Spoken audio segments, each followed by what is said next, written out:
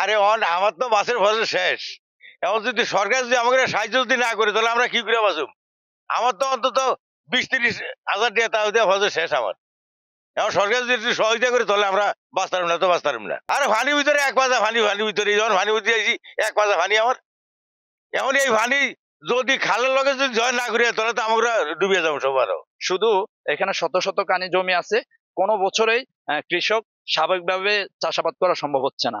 এটা হচ্ছে বড় মৌসুমে দেখা যাচ্ছে যে আপনার পানি মাঝাস পরিমাণ যে জমা হয়ে থাকে, এই জন্য ভরাট থাকার কারণে, কখন জলাবদ্ধতা থাকার কারণে কখন আপনার ওই জ্বালা বিছনা বলেন বা হচ্ছিল যে ধানের বীজ বলেন বপন করা সম্ভব হয় না।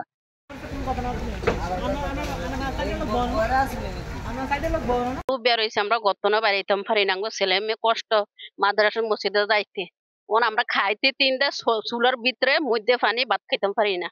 তাইলে আমরা কত কষ্ট, কত পানি যাইতে আছে আমাকে অলা গলা পানি, কাপড় ভিজা চুপচি হয়ে যায়। বিভিন্ন এলাকার ভিতরে 5 নং চরফলগন ইউনিয়নের 1 থেকে 9টা ওয়ার্ডে আমি ঘুরে দেখি।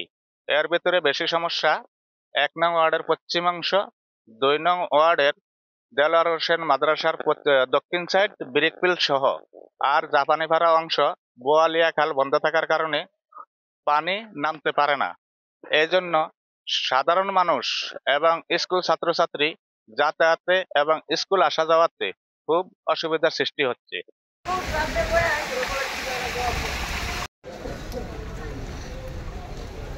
পানিটা হলো বৃষ্টির পানি, এই বৃষ্টির পানি এই পানিটা এনে ডুবেছে, একাডু পানি হয়ে রয়েছে। এখানে মানুষের চলাচল ব্যবসাটার খুব ক্ষতি হইতে আছে, বিরাট ক্ষতি হইতে আছে। গাড়ি ঘোড়া প্রচুর কোনো কিছু আসা যাওয়া করতে পারে না। আমরা এটা নিয়ে টিউনু সাহেবের কাছে বহুতবার দরখাস্ত দিছি।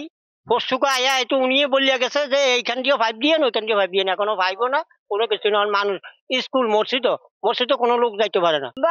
আমাকে বাড়িঘর বাদ ডুবো না, আমরা ভাত পানি রান্না খাইতে না, চাল ভাত নাই, আর আমরা কইতে না খামু। এগুলা সব ডুবে রয়েছে, বাড়ির চুলা টুলা ফুসকুনি সব ডুবে, ফুসকুনি ফার পানি যায়। এই কোনো এখানে একটা কালভেট নাই, একটা কালভেট আছে এই সম্পূর্ণ শাহুপাড়া হইতে সুফিয়াখাওয়ান স্কুল হইতে ইন্দা সব এরা দিয়া পানি যাইতেছে, সব পানি এইদিকে আইতেছে। ঘর বাড়ি বিভিন্ন জায়গা ডুবে গেছে, বিভিন্ন গরিব অসহায় মানুষ না খেয়ে আছে, কারণ ভাত রাঁধতে পারে না, বিভিন্ন চুলা ডুবে রয়েছে। এলাকাতে একটু বৃষ্টি হলে জলাবদ্ধতা সৃষ্টি হয়।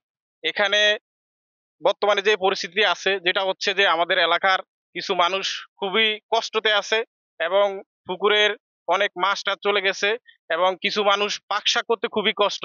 এবং আমাদের পৌরসভা একটা পৌরসভা নামে পৌরসভা, কিন্তু এখানে কোনো কার্যক্রম কিছু হয় না। একটা লোক আইসা দেখো না, অনেক মানুষ অসহায় আছে এখানে, হচ্ছে যে অনেকে পাকশাক করতেও পারে না।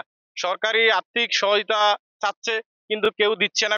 আমার অফিসে 1 তারিখ থেকে 9 তারিখ পর্যন্ত 525 মিলিমিটার বৃষ্টি রেকর্ড করা হয়েছে। আজকে 9 তারিখ সকাল 9টা থেকে সন্ধ্যা 6টা পর্যন্ত 110 মিলিমিটার বৃষ্টি রেকর্ড করা হয়েছে। গভীর বঙ্গোপসাগরে নিম্নচাপ থাকার কারণে 3 নাম্বার সতর্ক সংকেত দেখিয়ে যেতে বলা হয়েছে। নাতিনিগো পড়ালেখা করতারে না, যাইতারে না, পরীক্ষার সময় নাতিনিরা ঘর বইটা এর পরে মাদ্রাসা যাইতারে না।